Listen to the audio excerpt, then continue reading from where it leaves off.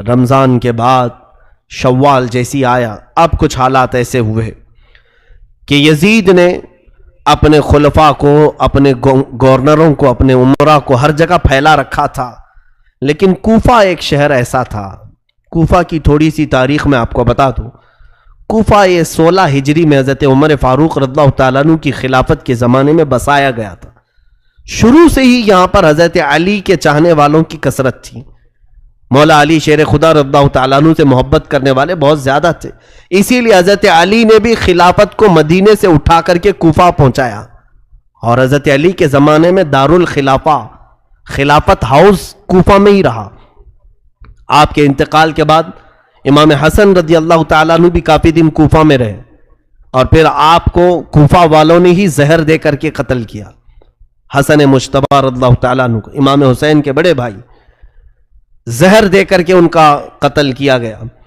امام حسن رضی اللہ تعالیٰ عنہ کے ساتھ بھی اور حضرت علی کے ساتھ بھی غلط ہوا تھا کوفہ میں، لیکن وہاں کے لوگ اب بھی اسی بات کے قائل تھے کہ ہم اہل بیت کے ساتھ ہیں، رسول اللہ کے گھر والوں کے ساتھ ہیں۔ جب کوفہ والوں کو یہ معلوم ہوا کہ یزید خلیفہ بن چکا ہے، امیر معاویہ کا انتقال ہوا، تو وہ لوگ امیر معاویہ کو بھی پسند نہیں کرتے تھے۔ اب یزید بیٹھ گیا تو اور دشمنی میں جلنے لگے، کہا کہ ہم امیہ خاندان کو ہی نہیں پسند کرتے، خلافت کے حقدار تو علی کے گھر والے ہیں، حسین ابن علی کو چاہیے کہ وہ خلافت کا اعلان کرے، اپنے خلیفہ ہونے کا اعلان کرے۔ تو کوفہ والوں میں آپس میں یہ میٹنگیں ہونے لگی، ہم تو یزید کو خلیفہ نہیں مانیں گے۔ تو ان لوگوں کا کہنا اپنی جگہ پر صحیح تھا، یزید کو کیسے خلیفہ بانے۔ اس وقت نعمان بن بشیر وہاں کے گورنر تھے، صحابی رسول ہیں۔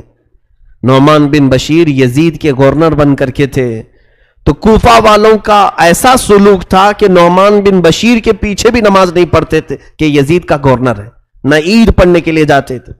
جب یہ حالات ایسے ہوئے اور کوفہ والوں کو یہ معلوم ہوا کہ امام حسین نے بھی یزید کی بیعت سے انکار کر دیا ہے اور مدینہ چھوڑ کر مکہ آ چکے ہیں، تو پھر کوفہ والوں کو ایک اور سہارا ملنا، یعنی ایک امید جاگ گئی۔ ان کو ایسا لگا ایک سہارا مل جائے، اور یہ سوچا کیوں نہ ہم امام حسین کو یہاں بلا لیں، کیونکہ ہم بھی یہ چاہتے ہیں کہ یزید خلیفہ نہ ہو۔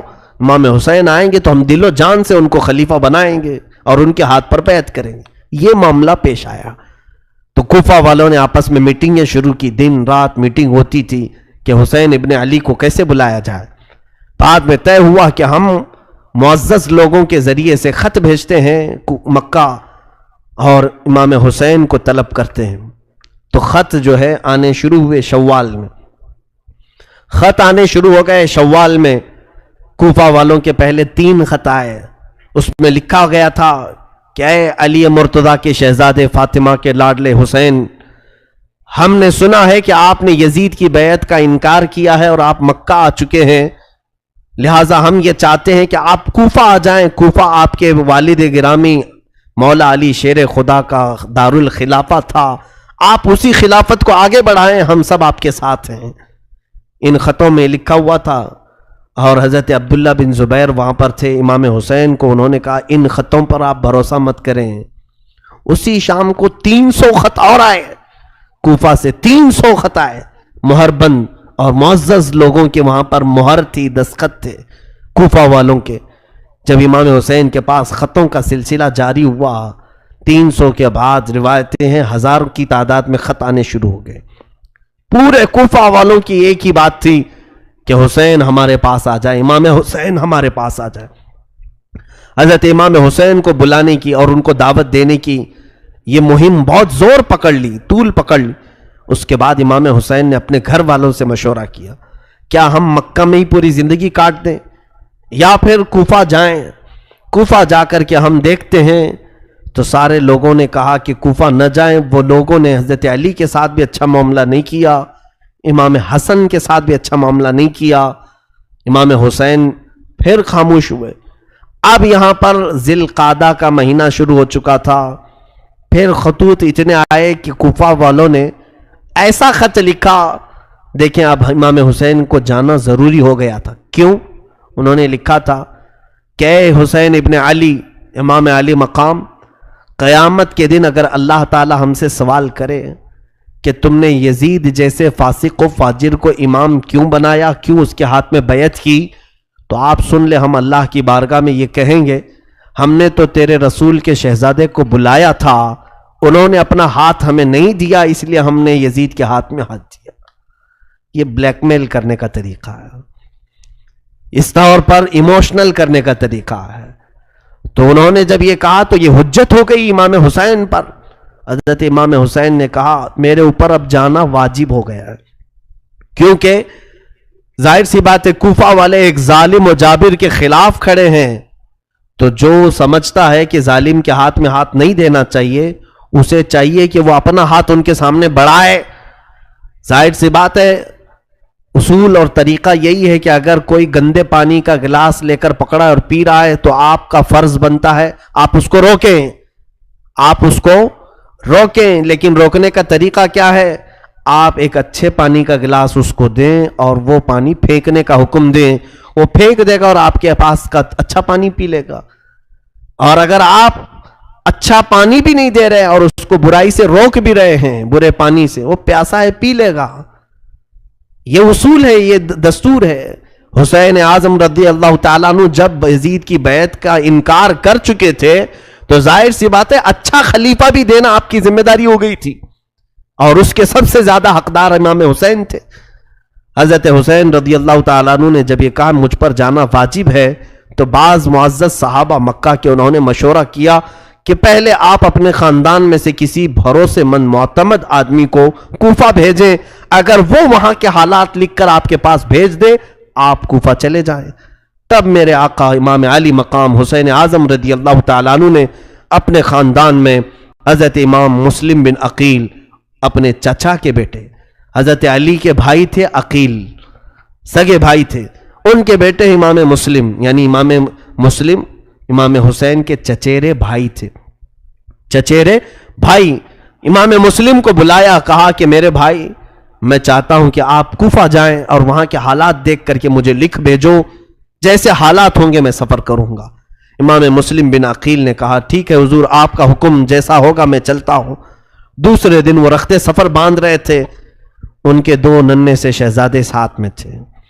تاریخ کی سچائیاں آج بھی خون کے آنسو رلا دیتی ہیں۔ محمد اور ابراہیم، دو ننھے شہزادے، باپ سے بہت زیادہ لگاؤ رکھتے تھے۔ امام مسلم، ان کے دو بیٹے محمد اور ابراہیم، جن کی عمروں میں اختلاف ہے، بعض نے لکھا ہے 8 اور 9 سال کی عمر کے تھے، وہ باپ کو چھوڑ کر رہتے نہیں تھے۔ تو امام مسلم نے کہا امام علی مقام سے کہ یہ ماں کو میرے بغیر ستائیں گے، پریشان کریں گے، سفر میں میں نے اپنے ساتھ لیتا ہوں۔ اجازت دی گئی، دونوں شہزادوں کو لے کر نکل پڑے۔ امام مسلم بن عقیل سفر کر کے جب کوفہ کی طرف آئے، کوفہ جیسے ہی آپ داخل ہوئے، کوفہ والے آپ کے استقبال کے لیے پورے راستے سجا چکے تھے، نعروں کی گونج میں آپ کو لایا گیا، جگہ جگہ آپ کے استقبال، ہر گھر میں دعوت، اور ہر گھر والا آپ کے لیے پلکیں بچھائے کھڑا تھا۔ امام مسلم بن عقیل جب کوفہ میں داخل ہوئے، لوگوں کے اور یہ جوش عقیدت، یہ محبت دیکھا آپ نے، اور اس کے بعد سارے لوگوں کو بلا کر کے کہا میں حسین ابن علی کا وکیل بن کر کے آیا ہوں، لہٰذا تم امام حسین کی بیعت چاہتے ہو، میرے ہاتھ پر بیعت کر لو، میں حسین ابن علی کی بیعت تم سے لینے آیا ہوں، وکیل بن کر ان کی بیعت لینے آیا ہوں۔ تو اس وقت کوفی لوگوں میں سے 12,000 لوگوں نے آپ کے ہاتھ پر بیعت کی، 12,000 لوگ بیعت کیے۔ یہ محبان اہل بیت کہلائے۔ حضور صلی اللہ علیہ وسلم کے گھر والوں سے محبت کا انہوں نے ایک عملی نمونہ پیش کیا۔ حضرت امام مسلم بن عقیل نے دیکھا حالات بہت اچھے ہیں، حتیٰ کہ وہاں کے گورنر جو نعمان بن بشیر تھے، انہوں نے بھی حضرت امام مسلم بن عقیل کے ساتھ کوئی غلط معاملہ نہیں کیا، کوئی برا برتاؤ نہیں کیا، کیونکہ وہ صحابی رسول تھے۔ اگرچہ یزید نے ان کو گورنر بنایا تھا، لیکن انہیں معلوم تھا کہ رسول اللہ کے گھر والے ہیں۔ انہوں نے حضرت امام مسلم بن عقیل کو بلا کر کے کہا اے امام مسلم بن عقیل، یزید کو اگر یہ حالات کی خبر ہوگی تو وہ سختی کرے گا، وہ اپنی فوج کے ذریعے سے ظلم کر سکتا ہے، لہٰذا آپ مصلحت کا کوئی راستہ دیکھیں۔ تو اس دربار میں ایک شخص بیٹھا تھا جو یزید کا ہم نوا تھا، یزید کا خبری تھا، جاسوس تھا، اس نے نعمان بن بشیر کے خلاف یزید کو خط لکھا، کہا تمہارا گورنر نااہل ہے، یہاں حسین کی طرف سے وکیل بن کر کے مسلم بن عقیل آئے ہیں، پورے کوفہ کا ماحول تمہارے خلاف گرم ہو چکا ہے، سارے لوگوں نے حسین کی بیعت کر لی۔ یہ خط یزید کے ہاں پہنچا۔ ادھر امام مسلم بن عقیل نے حالات دیکھے، بہت اچھے تھے، گھر گھر میں اہل بیعت کے چرچے تھے۔ امام مسلم بن عقیل نے اسی دن خط لکھا مکہ اور روانہ کر دیا۔ خط لکھ کر کے ایک قاصد کو بھیجا، اے حسین ابن علی شہزادہ رسول، آپ تشریف لائیں، کوفہ کی سرزمین بالکل سازگار ہے، ماحول بہت اچھا ہے، آپ کے چاہنے والوں کی تعداد بہت زیادہ ہے، یہاں ہر گھر میں آپ کا عاشق ہے، آپ کا انتظار کر رہے ہیں۔ یہ خط لکھا اور مکہ کو روانہ کر دیا۔ دوسرے ہی دن ادھر یزید نے اپنی میٹنگ بلائی اور کہا کوفہ کا ماحول ہمارے خلاف ہو چکا ہے، کوفہ میں حسین کی بیعت چل رہی ہے، کوفہ میں مسلم بن عقیل آ کر کے حسین کا وکیل بن کر کے بیعت لے رہا ہے۔ اس خبر کے بعد اس نے پوچھا کہ کیا کرنا چاہیے؟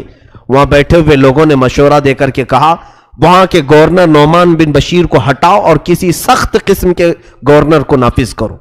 تو لوگوں نے مشورتاً کئی نام پیش کیے، اس میں ایک نام آیا عبید اللہ بن زیاد کا، جس کو ابن زیاد کہہ رہے ہیں۔ یہ بصرہ کا گورنر تھا۔ اس کے متعلق لوگوں کا خیال یہ تھا کہ اتنا سخت دل تھا، یہ کسی کی رعایت نہیں کرتا تھا، اور ایک طوائف کا بیٹا تھا۔ یہ اور بات ہے کہ اسلام لایا، بعد میں اسلام میں آیا، لیکن دل کی سختی ویسی تھی۔ ایک بات یاد رکھے، میں نے کافی دن قبل یہ بات عرض کی تھی، حلالی اور حرامی ہونے کا ثبوت اسی سے ملتا ہے۔ جو بزرگوں کے متعلق ادب کا لہجہ رکھتا ہے اس کے حلال ہونے کا ثبوت ہے، اور جو بزرگوں کے خلاف بکتا ہے یا بے ادبی کا اظہار کرتا ہے اس کے نطفے میں شک ہوتا ہے، وہ صحیح طریقے سے دنیا میں نہیں آیا۔ بہرحال عبید اللہ بن زیاد سخت قسم کا گورنر تھا۔ یزید نے اسے پیغام بھیجا کہ تو بصرہ چھوڑ اور کوفہ کی گورنری لے، نعمان بن بشیر کو معزول کر اور تو وہاں کی گورنری کو سنبھال، اور مسلم بن عقیل کے ہاتھ میں جتنوں نے بیعت کیا اس ماحول کو پورا بدل ڈال، میری بیعت لے لے سب کے ساتھ۔ تو یہ عبید اللہ بن زیاد کو حالات معلوم ہو گئے کوفہ کے۔ یہ اپنے ساتھ 20-25 لوگوں کو لے کر بصرہ سے نکل کر کوفہ آیا۔ مغرب اور عشاء کا وقت تھا، بیچ کے رات کے وقت مدینے سے آنے والا جو راستہ تھا، مکہ سے آنے والا جو راستہ تھا، اس راستے سے یہ کوفہ میں داخل ہوا۔ لوگوں کو ایسا لگا کہ امام حسین آ گئے، امام حسین آنے والے تھے کیونکہ خط بھی جا چکا تھا۔ امام مسلم بن عقیل نے بلا بھی لیا تھا امام حسین کو، تو لوگوں کو لگا کہ امام حسین آ گئے، اور یہ حجازی لباس بھی پہن کر کے عبید اللہ بن زیاد مکار، دھوکہ دینے کے لیے، اس لیے کہ اگر یہ کھلے عام آتا تو اس کو پکڑ کے مارتے، لوگ داخل ہونے نہیں دیتے کوفہ میں۔ پورے کوفہ والے اس وقت امام حسین کی محبت میں تھے، تو یہ اس طرح جھوٹ کے راستے سے داخل ہوا اور سیدھے گورنر ہاؤس میں داخل ہوا۔ اندر جا کر کے لوگوں کی بھیڑ تھی، یہ چہرے پر نقاب ڈالے ہوئے چلا جا رہا تھا، اونٹ پر بیٹھا تھا، لوگ نعرے لگا رہے تھے امام حسین ابن علی کے، لیکن یہ مردود کسی کو جواب نہیں دیتا تھا۔ بھیڑ بہت اکٹھا ہو گئی، گورنر ہاؤس میں اندر داخل ہو کر چھت پر کھڑا ہوا اور اس نے اعلان کیا، اے لوگوں، میں حسین نہیں ہوں، میں امیر عبید اللہ بن زیاد یزید کا گورنر بن کر کے آیا ہوں، اور تمہارا پرانا جو گورنر تھا نعمان بن بشیر، اسے معزول کیا جاتا ہے۔ اتنا سننے کے بعد لوگ بپھر گئے، مایوس ہو گئے کہ اب گورنر بھی بدلا ہے، کچھ تو نیت خراب ہے، اور اس کی سختیاں لوگوں کو معلوم تھی۔ یہ جبر کرتا تھا، ظلم کرتا تھا، کسی کو اپنے سامنے کوئی رعایت نہیں دیتا تھا۔ تو عبید اللہ بن زیاد نے سب سے پہلے کیا کیا، اس نے دیکھا کہ کوفہ میں جو کسی خاندان کا سردار تھا، قبیلے کا بڑا آدمی تھا، دوسرے دن سب کو بلایا اور بلا کر کے ایک بہت زوردار تقریر کیا، خبردار جتنے لوگوں نے مسلم بن عقیل کے ہاتھ میں بیعت کی سب توڑ دو، میں یزید کی طرف سے گورنر بن کر کے آیا ہوں، اور اگر تم نے ایسا نہیں کیا تو تمہارے ساتھ میری تلوار کا مقابلہ ہوگا۔ سبوں نے جواب دیا کہ اے ابن زیاد، اگر تو نے تلوار اٹھانے کی غلطی کی تو پھر ہماری تلواریں بھی تیرا مقابلہ کریں گی۔ اس کے ساتھ بہت بحث ہوئی، اس نے اتنے جتنے لوگ وہاں آئے تھے ان کو اپنے فوجیوں کے ذریعے سے گرفتار کر لیا اور گورنر ہاؤس میں بند کر دیا۔ حضرت مسلم بن عقیل رضی اللہ تعالیٰ عنہ مختار بن عبید ان کے گھر میں قیام پذیر تھے، اور ان کے بعد پھر حضرت ہانی بن عروہ ایک صحابی تھے، ان کے گھر میں آپ قیام کر رہے تھے۔ ہانی بن عروہ ایک بڑی عمر کے معزز خاندان سے تعلق رکھنے والے بنی مزعج قبیلے کے شخص تھے، سردار تھے۔ ہانی بن عروہ نے کسی کو نہیں بتایا کہ امام مسلم بن عقیل وہاں ہیں۔ امام مسلم کے ساتھ اب حالات کیا ہوئے دیکھیے۔ دوسرے دن امام مسلم بن عقیل نے پورے کوفہ والوں کو آواز دی، کہا کہ اے کوفہ والوں چلو اور گورنر ہاؤس کا گھیراؤ کرتے ہیں۔ اس وقت آپ کی آواز پر 30,000 لوگ جمع ہوئے، اور عبید اللہ بن زیاد گورنر ہاؤس میں ہے، پورا گورنر ہاؤس گھیراؤ کیا۔ امام مسلم بن عقیل اگر صرف ایک اعلان کرتے تو اینٹ سے اینٹ بجا دیتے، اسی دن اس کا خاتمہ ہوتا، لیکن یہ اہل بیت کا گھرانہ ہے، خون پسند نہیں کرتے، اور خاص طور پر مسلمانوں میں کیسے پسند کریں۔ امام مسلم بن عقیل نے سوچا کہ بات چیت سے معاملہ حل کروں۔ عبید اللہ بن زیاد کو پکارا اور کہا کہ اگر تو کوفہ والوں کے ساتھ سختی کرے گا تو ہم تیرے ساتھ سختی کریں گے۔ اس نے ماحول کو گرم دیکھ کر کے کیا کیا، جتنے وہ سرداروں کو نظر بند کر کے رکھا تھا ان کو گورنر ہاؤس میں پھر سے طلب کیا اور کہا جتنے تمہارے خاندان والے گھروں والے یہ آئے ہیں مسلم بن عقیل کے ساتھ، چھت پر چڑھ کر کے انہیں اعلان کر دو کہ سب مسلم کی سے الگ ہو جائیں، نہیں تو پھر تمہارے خاندانوں کو بھی میں تباہ کر دوں گا اور تمہاری گردنوں کو بھی صحیح نہیں چھوڑوں گا۔ ان پر یہ بات اثر کر گئی، وہ سب کھڑے ہوئے، ان کے خاندانوں والے بہت سارے تھے مسلم بن عقیل کے ساتھ، تو سبوں نے چھت پر کھڑے ہو کر کے کہا کہ اے لوگوں اگر ہماری جان کی امان چاہتے ہو تو چھوڑ کے ہٹ جاؤ، امام مسلم بن عقیل کے سے ہٹ جاؤ، یہ عبید اللہ بن زیاد اور یزید بہت سخت ہیں، تمہیں بھی مار ڈالیں گے ہمیں بھی مار ڈالیں گے۔ ان لوگوں کو جب چھت پر چڑھے ہوئے دیکھا تو سب کی نیتیں بدل گئیں، ارادے بدل گئے، سب منتشر ہو گئے، یہاں تک کہ روایت میں امام مسلم بن عقیل اس دن شام میں جب مغرب کی نماز اور عشاء کی نماز کوفہ کی جامع مسجد میں پڑھانے کے لیے تھے تو تقریباً 12,000 لوگ آپ کے پیچھے نماز پڑھ رہے تھے، 12,000 لوگ نماز پڑھ رہے تھے۔ پھر فجر میں جب آپ وہاں نماز کے لیے تھے تو سوائے آپ کے 2 چھوٹے بچوں کے کوئی نہیں تھا صف میں، پوری صفوں میں کوئی نہیں تھا۔ کوفہ والے اچانک تبدیل ہو گئے، اسی لیے آج تک کوفہ کا نام اتنا بدنام ہے کہ دھوکہ دینے والے کو کوفی کہا جاتا ہے، غدار آدمی کو کوفی کہا جاتا ہے۔ کوفہ والوں نے رسول اللہ کے گھر والوں کو اچانک چھوڑ دیا بیچ راستے میں۔ امام مسلم بن عقیل نے کہا ہائے محرومی اس حالت میں ان لوگوں نے لایا، وہ کہاں ہے وہ نعرے، وہ کہاں ہے وہ خطوط جو لکھے جا رہے تھے۔ امام مسلم بن عقیل نے حالات کا مشاہدہ کیا اور ہانی بن عروہ کے گھر میں نظر بند ہو گئے۔ اب عبید اللہ بن زیاد نے تلاش جاری کروا دی کہ ڈھونڈ کر کے لاؤ کہ مسلم بن عقیل ہے کہاں، کسی کو نہیں مل رہے تھے۔ ایک جاسوس معقل نام کا غلام تھا، شامی غلام، اس کو کچھ پیسے دے کر کے اس نے جاسوسی کے ساتھ ڈھونڈنا شروع کیا۔ اس نے ایک معزز شخص کو پکڑا اور کہا کہ میں اہل بیت کا سچا عاشق ہوں، سنا ہے امام مسلم بن عقیل کوفہ میں ہیں، میں ان کو کچھ ہدیہ دینے کے لیے آیا ہوں، میں مدینے سے آیا ہوں۔ تو انہوں نے خیر خواہ سمجھا اور وہ لے جا کر کے ہانی بن عروہ کے گھر اسے پہنچایا۔ وہ معقل نام کا غلام ہانی بن عروہ کے گھر گیا۔ حضرت ہانی بن عروہ نے پوچھا کہ کیوں آئے ہو؟ وہ روتے دھوتے کہنے لگا سنا امام مسلم بن عقیل بڑی تکلیفوں میں آ گئے، میں اہل بیت کا بڑا عاشق ہوں، میں ان کو کچھ نذرانے دینے آیا ہوں، کچھ سونے کے سکے اشرفیاں لے کر کے آیا تھا۔ ہانی بن عروہ نے اس کو بھی محب اہل بیت سمجھ کر اندر لے گئے، خاص کمرے میں امام مسلم بن عقیل سے ملاقات کروائی۔ علم نہیں ہوگا کون بتائے گا، لیکن جب وہاں پہنچے سلام کیا تو اس نے جواب نہیں دیا۔ ہانی بن عروہ کو سیدھے اس نے چلانا شروع کیا جبکہ وہ صحابی تھے۔ ہانی بن عروہ کیا تجھے معلوم نہیں کہ تو امیر المومنین کے خلاف بغاوت چھیڑ رکھا ہے، تو اپنے گھر میں ایک باغی شخص کو پناہ دے رکھا ہے اور وہاں پر میٹنگیں کرتا ہے، لوگوں کو اکٹھا کرتا ہے ہمارے خلاف لڑنے کے لیے، طاقت جمع کر رہا ہے۔ وہ بکتا گیا۔ ہانی بن عروہ نے کہا نہیں، میں ایسی کوئی سازش میں شریک نہیں ہوں. ہاں البتہ ابن عقیل وہ رسول اللہ کے گھر والوں میں سے ہیں، اگر وہ مہمان بن کر میرے گھر میں آئے ہیں تو میں انہیں مہمان ٹھہراؤں گا اور میں ان کی خدمت کروں گا.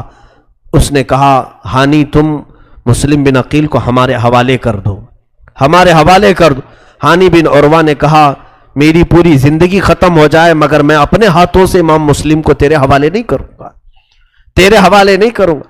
امام مسلم بن عقیل کو حوالے کرنے سے انہوں نے انکار کیا تو عبید اللہ بن زیاد نے کہا ہانی تمہیں معلوم نہیں میرے تلوار کی سختیاں؟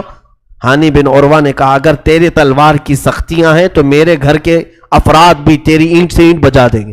میرا قبیلہ بہت بڑا ہے، ہمارے خاندان کے لوگ یہاں پر سب حاضر ہو جائیں گے. اس نے ہانی بن عروہ کو نظر بند کر دیا، قید کر لیا اپنے اندر. ان کے چہرے پر چھڑی سے اتنا مارا گیا تھا کہ زخمی ہو چکے تھے، پورے لہو لہان ہو گئے تھے. ان کی عمر تقریباً 80 سال کی تھی. اتنا زخمی کر کے انہیں نظر بند کر دیا. دوسرے دن کوفہ میں یہ بات مشہور ہو گئی کہ ہانی بن عروہ کو قتل کر دیا گیا ہے. ان کا جو بڑا خاندان تھا وہ سب جمع ہو گئے گورنر ہاؤس پر آ کر کے انہوں نے حملہ کیا. کہا ہانی بن عروہ ہمیں چاہیے. عبید اللہ بن زیاد نے پھر مکاری کی. قاضی شریح جو اس وقت کے مشہور قاضی تھے ان کو بلایا اور کہا کہ ان لوگوں کو گواہی دو. قاضی کی گواہی سارے لوگ مانتے تھے. قاضی کہہ دے چاند ہے تو چاند ہے، قاضی کہے عید ہے تو عید ہے. کہا کہ تم سب کو کہہ دو کہ ہانی بن عروہ زندہ ہیں اور قتل نہیں ہوا ہے، ان لوگوں کو منتشر کر دو. قاضی شریح حضرت ہانی بن عروہ کو دیکھنے کے لیے آئے. ان کی حالت بہت گمبھیر تھی. وہ آ کر کے باہر قاضی شریح نے اعلان کیا. ان کے دل میں نہیں تھا لیکن عبید اللہ بن زیاد کی سختیاں ایسی تھی کہ ان کے خاندان والوں سے کہا کہ ہانی بن عروہ محفوظ ہیں، قتل نہیں ہوئے. قاضی کی گواہی سن کر کے سب منتشر ہو گئے، چلے گئے. کسی مصلحت کی بنا پر عبید اللہ بن زیاد نے ان کو گورنر ہاؤس میں رکھا ہے. یہ دھوکہ دیا گیا. اب ہوا یہ امام مسلم بن عقیل کو جب خبر ہوئی کہ ہانی بن عروہ کو اس نے گرفتار کیا ہے اور حالات بہت خراب ہوتے جا رہے ہیں، دوسرے ہی دن اس نے اپنے مکر کو ایسا کیا کہ وہ قبیلہ بنی مزعج کے لوگ سب منتشر ہوئے تو تقریباً کوفہ کے بڑے خاندانوں کے بڑے 12 لوگوں کی گردنیں کاٹ کر ان کے گھروں کے پاس پھینک دیا. پورا کوفہ سہم گیا، ڈر گیا. بڑے بڑے لوگوں کی گردنیں پڑی ہوئی ہیں نالیوں میں، گٹروں میں. خوف کا ماحول قائم کیا، یہ ڈر کا ماحول قائم کیا. سب گھروں میں دبک گئے. گھروں کے دروازے بند تھے، مارکیٹ بند تھی، چکے تھے. بند کر دیتے کہیں یہ ہمارے گھر میں آئے تو آفت نہ آ جائے، ابن زیاد کی سختیاں ہمارے ساتھ نہ آ جائے. میرے عزیزو دنیا اتنی تیزی سے بدلتی ہے، بولا نہیں جا سکتا. مطلب کے لوگ ہوتے ہیں، منہ پر تعریف کرنے والوں پر کبھی یقین نہ کرنا کہ یہ تمہاری موت تک ساتھ رہنے والے ہیں.